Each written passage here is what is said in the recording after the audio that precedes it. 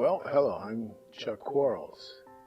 Being involved in urban infill housing, I think the work that we do provides a community service.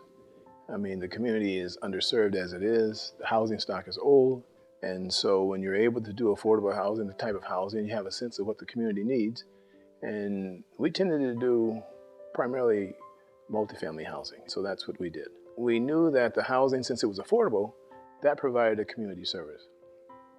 And we've done that over the last 25, 30 years. Many people who were in a different field have decided after working with us that they wanted to be developers themselves. So I think that that's one of the things that we're proud of, because I can look out and see a number of developers who used to work for me, who then later on became competitors of mine.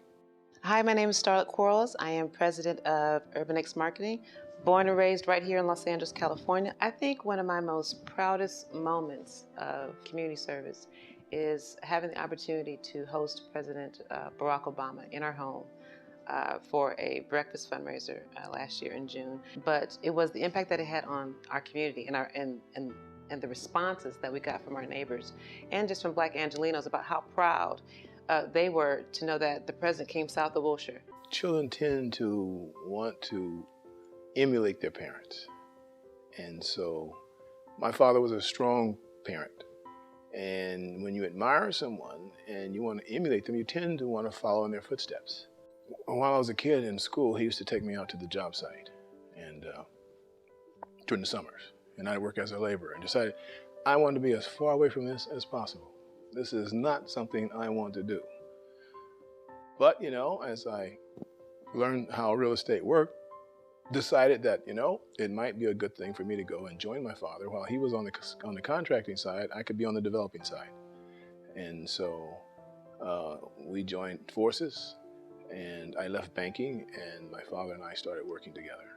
And perhaps that's what happened with Starlett, my daughter. I think that she grew up in a household where she watched me work hard, and I think I pushed her in a certain direction. And being the kind of having our personality, a personality that tends to want you to be your own boss and not be dictated to, but have control of your daily activities and do something that you really enjoy doing as opposed to doing something that somebody else wants you to do. And if you're going to work hard and build something, you like to build it for yourself and your family as opposed to building it for someone else's family. I definitely did get my entrepreneurial spirit from my father, as well as my grandfather. It's in my DNA, and it just has passed down intergenerationally.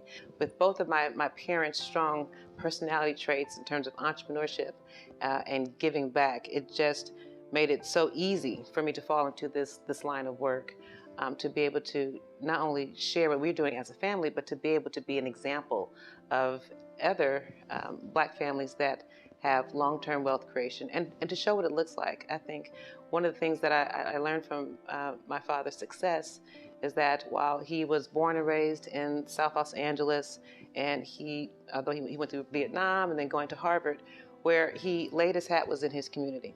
We've gone through a number of recessions, and of course we've gone through what they call housing booms. And, you know, we came through all of them. We've been blessed. I mean, God's been good. This upcoming May, I will be hosting an event to be able to establish and create the Black agenda called A Dialogue with Black LA.